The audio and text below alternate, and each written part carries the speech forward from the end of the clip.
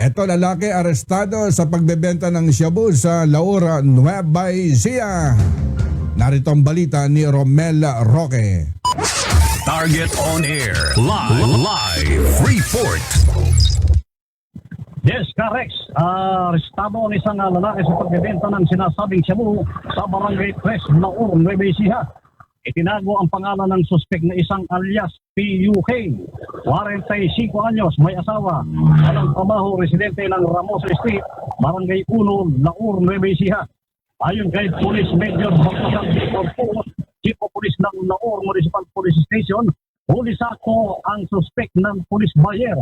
Na-recover sa suspek ang isang 500 peso bill, mark money, isang sachet ng pinaniniwalang shabu, may timbang na 0.25 grams.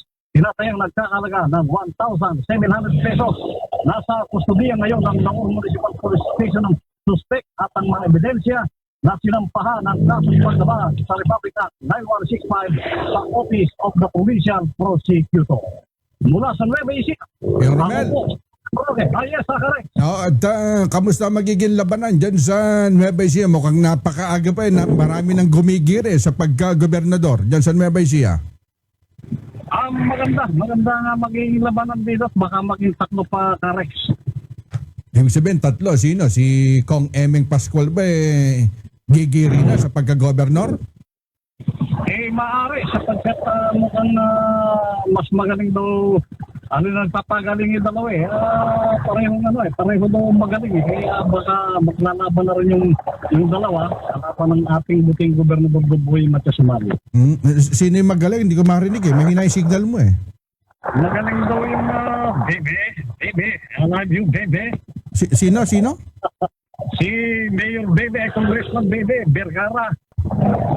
Si Governor Umali, siyempre, isa yan ang kalaban ng dalawang si Congressman Juan at si Mayor Congressman Baby Vergara. At tutukan natin yung kaganapan dyan sa Nueva Ecija, partner.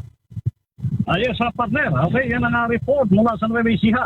Ako po si Romel Roque, nag-uulat sa Target on Air ng DCME 1530, ang Radyo TV. Target on air. Live report. Matindi magiging labanan dyan sa Nueva Ecija, ha? At yung tagabayan po ng San Leonardo, abay nakasubaybay sa atin, ha? Abay kamakailan at naimbitahan kami dyan sa Gapan City, Nueva Ecija. Nako, grabe ang traffic. Talagang para bang madadala kang bumalik dun sa area na yon. Halos 5 oras na biyahe.